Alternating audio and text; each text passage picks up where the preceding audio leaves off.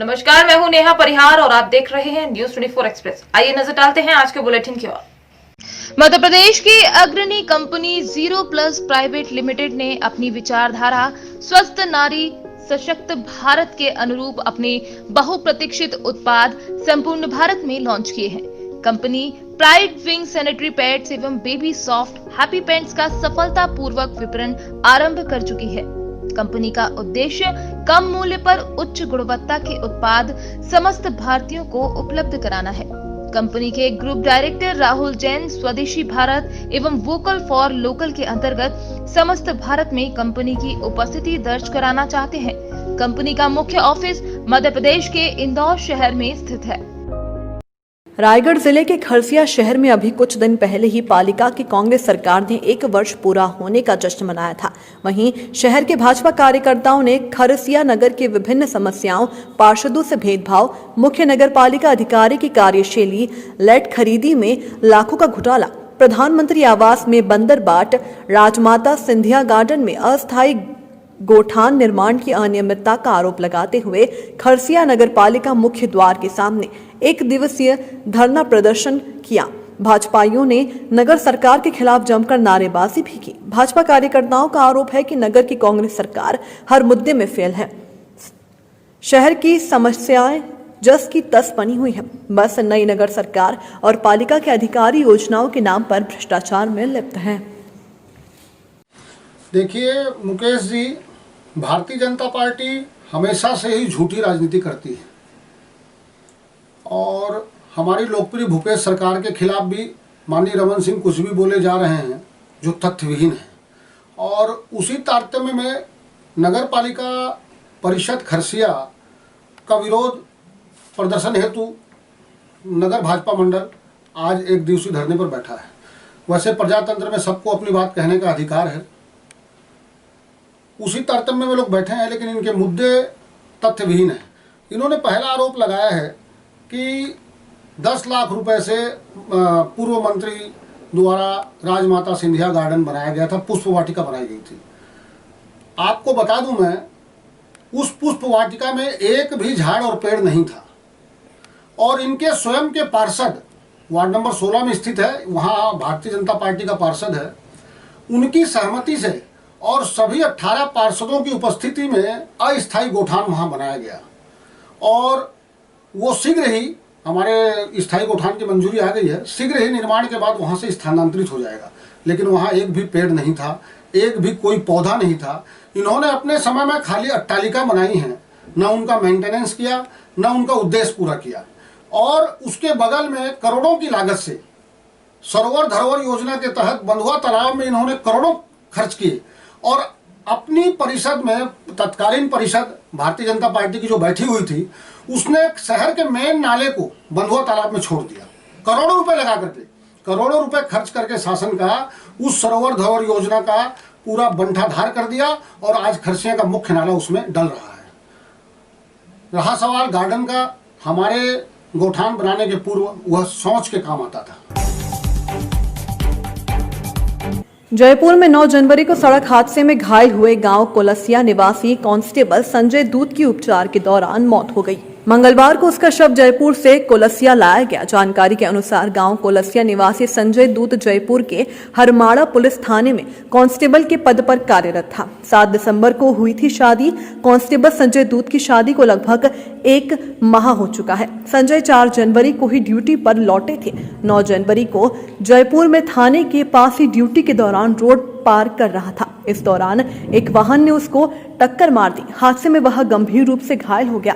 उसका जयपुर के अस्पताल में उपचार चल रहा था। सोमवार देर रात को उपचार के दौरान संजय की मौत हो गई। संजय की मौत की खबर से घर में परिजनों का रो रो कर बुरा हाल हो गया। डांगी प्रवाह परिवार डांगी समाज धर्मशाला पिपलिया खेड़ा बालाजी में स्वामी विवेकानंद जयंती युवा दिवस के रूप में मनाई गई। सोयत कला से ML राठौड़ इस अवसर पर स्वामी विवेकानंद जी के जीवन के बारे में युवाओं का मार्गदर्शन दिया गया। उनके विचारों को आज हर युवा को अपने जीवन में उतारना चाहिए और युवाओं को अपना एक लक्ष्य बना करके और उस लक्ष्य के अनुसार काम करना चाहिए। बैठक में श्री राम मंदिर तीर्थ क्षेत्र निधि समर्पण अभियान को लेकर भी विचार किया गया। श्री राम मंदिर तीर्थ क्षेत्र निधि समर्पण में समाज के अधिक से अधिक लोगों द्वारा इस भव्य और ऐतिहासिक राम मंदिर निर्माण में समर्पण हो, इस हेतु 15 जनवरी से 25 जनवरी के बीच आपके घर निधि समर्पण हेतु राम भक्त आएंगे। स्वागत सत्कार यथाशक्ति अनुसार समर्पण कर श्री राम मंदिर के निर्माण में अपना सहयोग प्रदान करें। उत्तर प्रदेश के जनपद कौशाम्बी के कोखराज थाना क्षेत्र में कई संगीन मामलों में वांछित रहे अपराधियों का हौसला बुलंद कोटेदार दूध डेयरी किसानों को अधमरा करके पैर हाथ तोड़ने से लेकर हत्या करने के आरोप में उम्र कैद सजा में हाईकोर्ट से जमानत पर छोटे माफिया कोखराज क्षेत्र में आतंक मचा रहे हैं। 17वें दिन पीड़ित की सूचना पर पकड़े गए हबीब अहमद को पुलिस ने रात को छोड़ दिया, जो घटना का नामजद आरोपी था। इसी बात से नाराज पीड़ित परिवार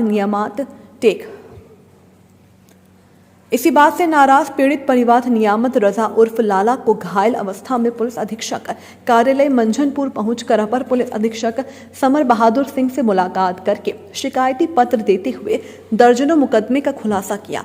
धारा 308, धारा 307, धारा 304, धारा 323, 325, 147, 148, 504, 506 जैसे इत्यादि संगीन धाराओं में दर्जनों मुकदमे कोखराज में पंजीकृत हैं। वहीं गिरफ्तार किए गए मुलजिम को रात में छोड़ दिया गया। इसी बात से नाराज पीड़ित परिवार अपर पुलिस अधीक्षक से मिलकर बताया कि अभियुक्त गणों को तत्काल गिरफ्तार नहीं किया गया तो कोई बड़ी वारदात हो सकती है, क्योंकि उपयुक्त लोग कई बार प्रार्थी के पुत्र व पिता को पूर्व में भी कई बार जान से मारने का प्रयास कर चुके हैं, जिसमें भी मुकदमा दर्ज हुआ था। निकले घर से अपने, और घर से निकलने के बाद हम सैनिक के लिए जा रहे थे। जनता ढाबा रास्ते में पड़ता है, वहाँ ये लोग 6-7 लोग जो है तो मुँह बांधे बैठे हुए थे। कौन लोग थे? ये बदर आलम थे, सदर आलम था, गुड्डू थे, हसीन उर्फ गुड्डू, हसीन नाम है उसका, गुड्डू कहते हैं। किस गांव के हैं? बरीपुर के। थाना इनका कौन सा लगता है? कोखराज। हाँ बताएं। और उसके बाद हसीब अहमद थे, इब्ने अहमद थे।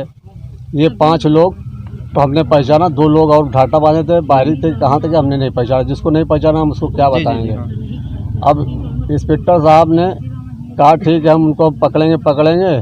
फिर उसके बाद हम लोग मुखबिरी बताया कि फला जगह वो आदमी खड़ा हुआ है, गए ये पकड़ लाए। पकड़ने के बाद फिर उसको रात में छोड़ दिए। आप क्या कहाँ शिकायत करने आए? हम एसपी के यहाँ शिकायत करने आए हैं। किसी से मुलाकात हुई? एडिशनल साहब से मुलाकात हुई। एडिशनल साहब ने आश्वासन दिया है कि ठीक है जिससे आपका पैर तोड़े मैंने कार्रवाई उनकी करेंगे, कठोर कार्रवाई होगी, आप परेशान न होइए, आप जाइए। कितने दिन हुआ आपकी घटना को अंजाम दिए? कम से कम हमारी घटना को हो गए 24 तारीख को हुआ। अभी तक पुलिस ने किसी को गिरफ्तार नहीं किया? नहीं, गिरफ्तार उसको किया था। क्या इन लोगों के खिलाफ और पुराने कुछ मुकदमे इनके मुकदमे खिलाफ कम से कम 18-20 मुकदमे हैं। इनको आजीवन। 8:30 बजे हमारे पिताजी घर से निकले कोखराज सैनिक की तरफ जाने के लिए।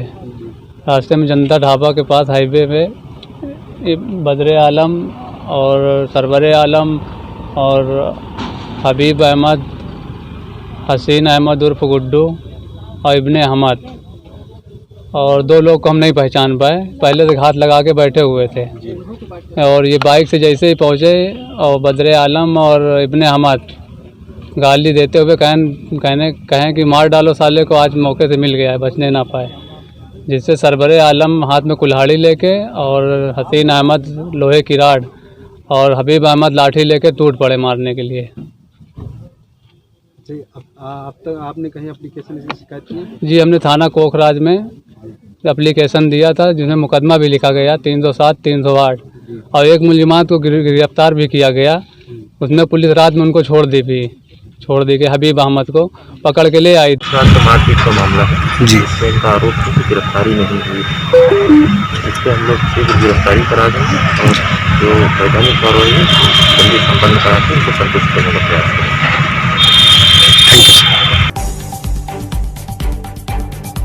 कैलारस अखिल भारतीय विद्यार्थी परिषद नगर इकाई कैलारस ने स्वामी विवेकानंद जी के जन्म दिवस को योग दिवस के रूप में मनाते हुए कैलारस थाना परिसर में सैकड़ों छात्र छात्राओं को योग कराया। इस अवसर पर कार्यक्रम में मुख्य अतिथि डॉक्टर SR मिश्रा, विशिष्ट रवि पाराशर, योग प्रशिक्षक जिला बौद्धिक प्रमुख विनोद गौड़, ABVP नगर इकाई अध्यक्ष अरुण शर्मा उपस्थित रहे। कार्यक्रम सफल संचालन को कृष्णा गोयल नगर मंत्री ने किया। कार्यक्रम के प्रारंभ में अतिथियों ने भारत माता व स्वामी विवेकानंद जी के चित्र पर माल्यार्पण कर कार्यक्रम का शुभारंभ किया। इस अवसर पर मुख्य अतिथि डॉक्टर SR मिश्रा ने उपस्थित छात्र छात्राओं को संबोधित करते हुए कहा है कि ABVP भारत का ही नहीं विश्व का सबसे बड़ा छात्र संगठन है। स्थापना 9 जुलाई 1949 को बलराज मधोक ने महाराष्ट्र में हमारे देश में कुछ विकृतियां बढ़ती जा रही है, राष्ट्र विरोधों ताकतें बढ़ती जा रही है, इसके लिए संगठन बनाएं। बहुत खुशी होती है मुझे जब इस तरह के युवाओं के कार्यक्रम होते हैं। कोई भी सामाजिक कार्यक्रम हो, मैं कोशिश करता हूं कि चाहे निजी कार्य भी छोड़ दूं, शासकीय कार्य भी छोड़ दूं, मैं उसमें शामिल होने का भरपूर प्रयत्न करता हूं। अगर कोई कार्यक्रम छूट जाता है तो मुझे दिल से दुख होता है कि मैं आज इस कार्यक्रम में क्यों नहीं जा पाया। ये मेरा प्रयास रहता है। ही नहीं, विश्व का एक सबसे बड़ा छात्र संगठन है। कहाँ का? विश्व का। बहुत बड़ी बात होती है। अखिल भारतीय विद्यार्थी परिषद केवल भारत का नहीं, विश्व का। विश्व में कोई इतना बड़ा छात्र संगठन नहीं है जो हमारा अखिल भारतीय विद्यार्थी परिषद है। इसकी स्थापना 9 जुलाई 1949 को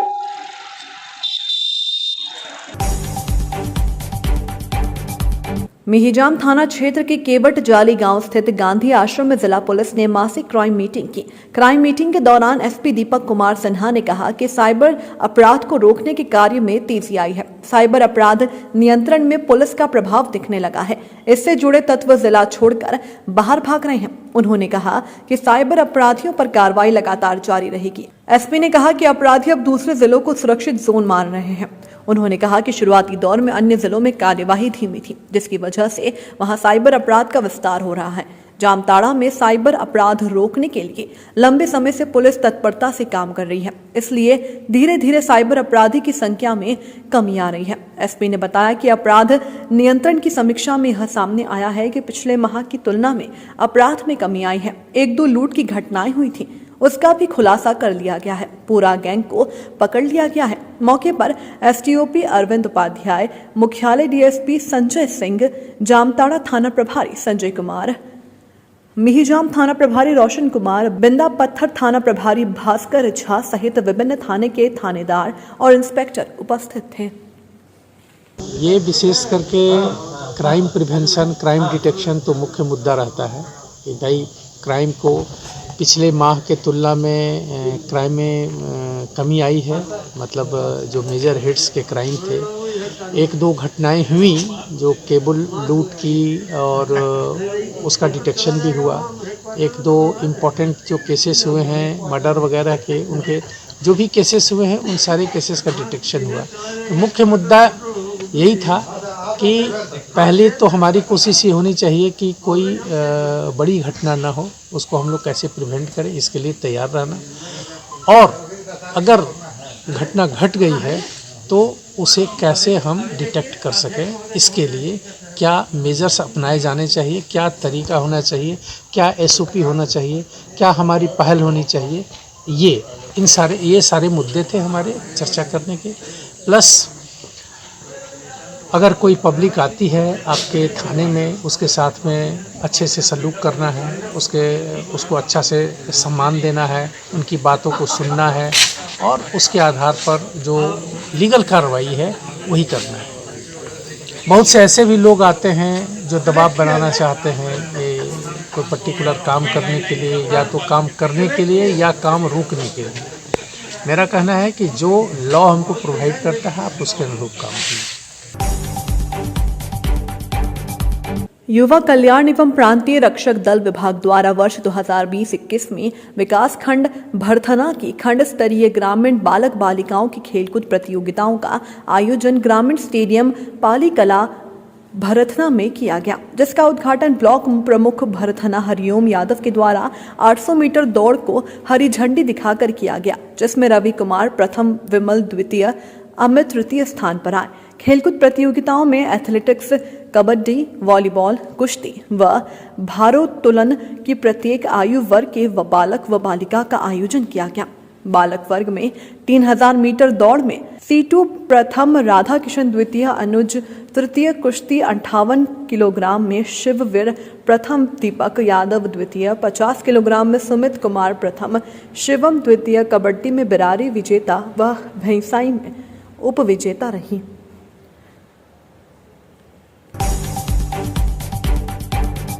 तीरंदाजी के राष्ट्रीय कोच रिचपाल सिंह ने आज रानीताल स्टेडियम में अपनी पत्नी के साथ न सिर्फ स्वयं मारपीट की बल्कि अपने छात्राओं से भी मारपीट करवाई। इस दौरान मौके पर मौजूद मीडिया से भी कोच और उनके छात्राओं ने अभद्रता करने की कोशिश की। कोच रिचपाल सिंह की पत्नी मोनिका सिंह आज शाम जम्मू से अचानक ही जबलपुर पहुंची और सीधे रानीताल स्पोर्ट्स क्लब में जाकर अपने पति से मिलना चाही, पर महिला के पति ने उससे बात करने की वजह मारपीट करना शुरू कर दी। इतना ही नहीं, मौके पर मौजूद इस खबर को कवर कर रही मीडिया से भी कुछ छात्राओं ने अभद्रता की।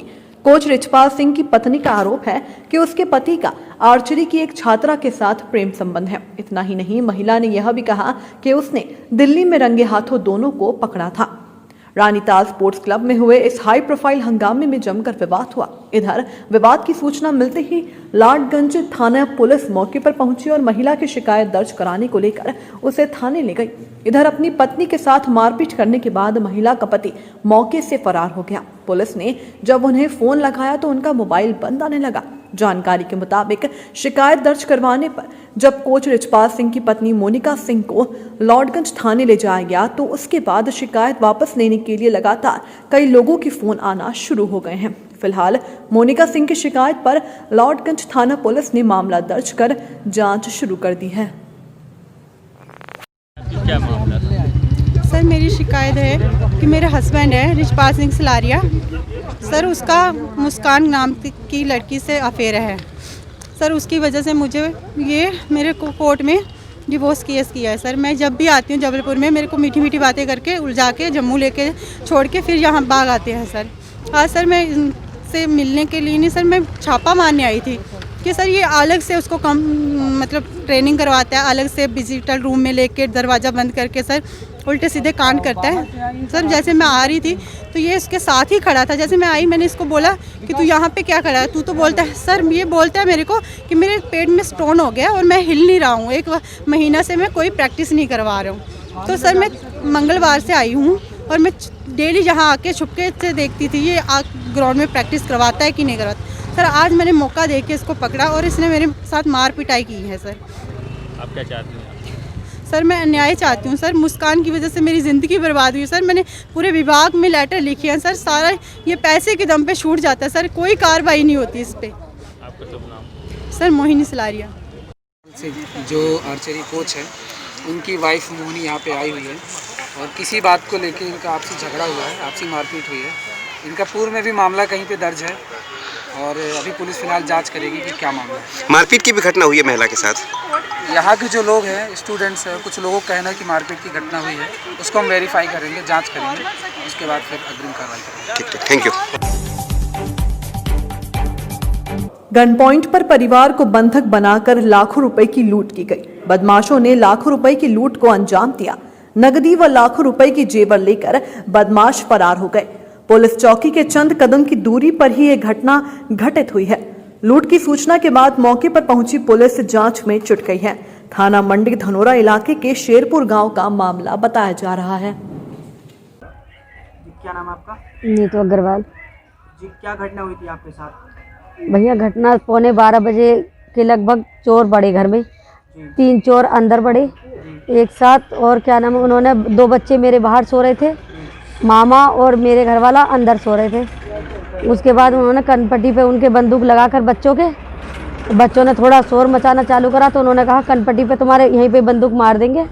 उन्होंने गोली भी निकाल कर दिखाई कि ये गोली है, देखो इसमें साबित, बंदूक नकली नहीं है। और उसके बाद उन्होंने बाद में अंदर भी बढ़े हैं, पूरा लॉकर तोड़ा है, पूरी सेफ संदूक सब पूरी अच्छी तरीके से खकोड़ा है। उसके बाद गैस पर चाय बनाई है अपना आप, सिलेंडर खोलकर, मैंने ऊपर से बंद कर रखा था सिलेंडर, खोलकर वो भी बनाई है चाय बनाकर, और मेरे घर वाले को और मामा को भी पिलाई है। और उन्होंने भी आंगन में बैठ के सबने पी है।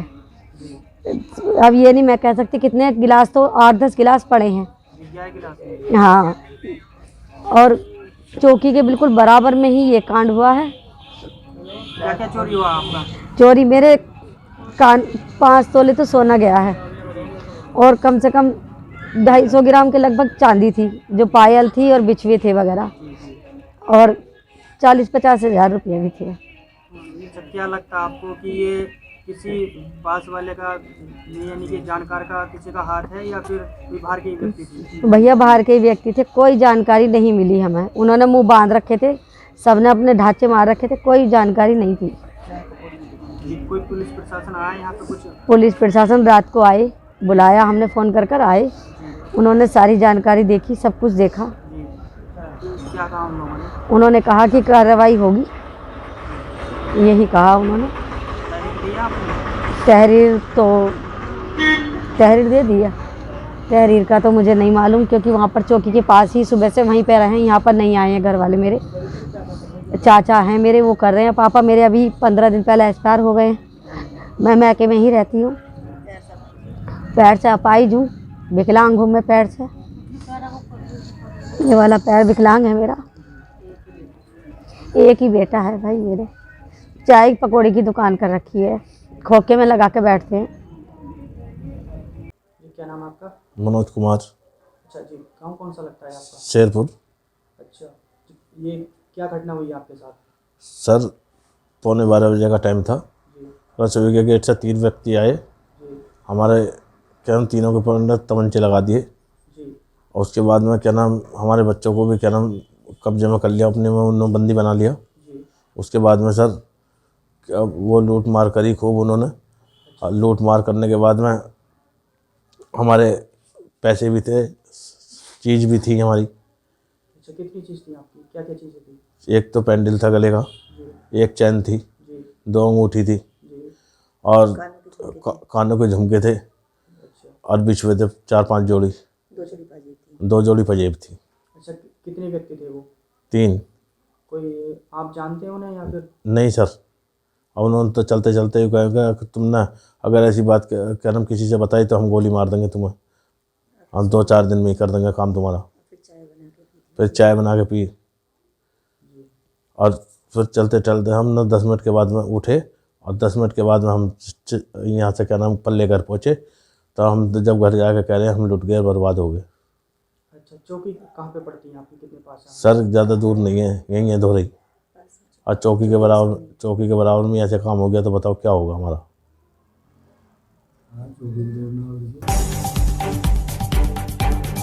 जहां एक और कोरोना के कारण लोगों के व्यापार पर संकट मंडराया था, तो वहीं दूसरी ओर बर्ड फ्लू का अलर्ट जारी होने के बाद मंगलोर के मीट कारोबारियों एवं पोल्ट्री फार्म वालों की चिंताएं बढ़ गई हैं। कारोबारियों का कहना है पहले ही कोरोना से उनके कारोबार पर खासा असर पड़ा है, लेकिन अब धीरे धीरे कारोबार आगे बढ़ रहा था, लेकिन बर्ड फ्लू ने एक बार फिर चिंताएं बढ़ा दी हैं। अब काफी कम संख्या में लोग मांस की दुकान पर पहुंच रहे हैं। पशुपालन विभाग भी अब पोल्ट्री फार्म से सैंपल लेने तैयार हो रहे हैं। वहीं डॉक्टरों ने भी लोगों को सलाह दी है कि वो सावधानी और सतर्कता से काम लें, ताकि इस बीमारी से बचा जा सके। ये जो है ये लोगों की अफवाह है खाली पीली। वर्ल्ड पुलिस में पहले भी नहीं तनाव है, और रही काम की बात तो 25% रह गया, 75% इस हवा से खराब हो गया काम। कोरोना आपका कारोबार नीचे गया 75% कम से कम, 25% ही कारोबार रह गया। ग्राहक आ रहे हैं? ग्राहक आ रहे हैं, ना कि बराबर गिने चुने लोग आ रहे हैं। पहले जिस तरह लोग आते थे ज़्यादा, उस तरह के नहीं आ रहे। देखिए, जो बर्ड फ्लू है ये हमारे माइग्रेटरी बर्ड्स जो आती हैं इस समय बाहर से, उनके थ्रू यहाँ पर फैला है। अभी तक H5N1 है, जिसके वायरस की वजह से बर्ड फ्लू फैलता है। जो केसेस रिपोर्ट हुए हैं अभी तक केरल में हुए हैं, पंजाब में, हरियाणा में। पोल्ट्री में अभी तक केसेस रिपोर्टेड नहीं है, वो सिर्फ केरल में मिले हैं। इसके अलावा हरियाणा और पंजाब में जो हैं ज़्यादातर कौवों में केसेस मिले। कौवों का जो मैटर है वो फॉरेस्ट डिपार्टमेंट देखता है वैसे तो, लेकिन पोल्ट्री में उत्तराखंड के अंदर अभी तक किसी तरह के कोई केसेस आए नहीं हैं। लेकिन हमें ऊपर से दिशा निर्देश हैं। एक तो रैपिड रेस्पॉन्स टीम का गठन कर दिया गया है। ये क्या है कि बाई चांस कहीं पर भी बहुत मास लेवल पे यदि मोर्टिलिटी हमें मिलती है या कहीं से कोई ऐसी सूचना आती है कि किसी पोल्ट्री फार्म में एकदम से बहुत ज़्यादा बर्ड्स की मृत्यु हुई है, तो हमें एकदम तुरंत एक्शन लेने के लिए बोला गया है। उसके लिए हमारे लिए प्रोटेक्टिव किट जो है हमको प्रोवाइड करा दी गई है और एकदम तुरंत कार्रवाई करने के लिए बोला गया है। उसकी सैम्पलिंग भी कर सकते हैं हम। सैंपल के लिए भोपाल या तो बर्ड फ्लू को उसके लिए भोपाल भेजेंगे और यदि लगता है ज़रूरत पड़ती है तो कलिंग भी की जाएगी। लेकिन अभी इतना ज़्यादा पैनिक होने की ज़रूरत नहीं है क्योंकि केसेस बहुत ज़्यादा नहीं है। हम कोशिश कर रहे हैं कि बाहर के राज्यों से जो पोल्ट्री और अंडा इस समय आता है उसको रोका जाएगा एक तो, क्योंकि बाहर से मूवमेंट होगी तो वायरस कहीं से बाहर से ही आएगा, क्योंकि पंजाब हरियाणा में केसेस शायद मिलने के चांस हैं अभी तक, लेकिन रिपोर्टेड पोल्ट्री में नहीं। जो इसके लक्षण हैं तुरंत मृत्यु होती है पोल्ट्री में। ये बीमारी जूनोटिक डिजीज़ है, पोल्ट्री के थ्रू और अंडे के थ्रू ये इंसानों में भी ट्रांसफ़र होती है। तो इसलिए ह्यूमन मतलब लोगों को बचाते हुए और इतना ज़्यादा ना हो, इसके लिए तुरंत रेस्पॉन्स टीम हमारे यहाँ गठित की गई है। मध्य प्रदेश की अग्रणी company zero plus private limited ने अपनी विचारधारा स्वस्थ नारी सशक्त भारत के अनुरूप अपने बहुप्रतीक्षित उत्पाद संपूर्ण भारत में लॉन्च किए हैं। Company pride wing sanitary pads एवं बेबी सॉफ्ट हैप्पी पैंट्स का सफलतापूर्वक विपणन आरंभ कर चुकी है। कंपनी का उद्देश्य कम मूल्य पर उच्च गुणवत्ता के उत्पाद समस्त भारतीयों को उपलब्ध कराना है। कंपनी के ग्रुप डायरेक्टर राहुल जैन स्वदेशी भारत एवं वोकल फॉर लोकल के अंतर्गत समस्त भारत में कंपनी की उपस्थिति दर्ज कराना चाहते हैं। कंपनी का मुख्य ऑफिस मध्य प्रदेश के इंदौर शहर में स्थित है। आज के बुलेटिन में फिलहाल इतना ही। बने रहिए न्यूज़ 24 एक्सप्रेस के साथ। नमस्कार।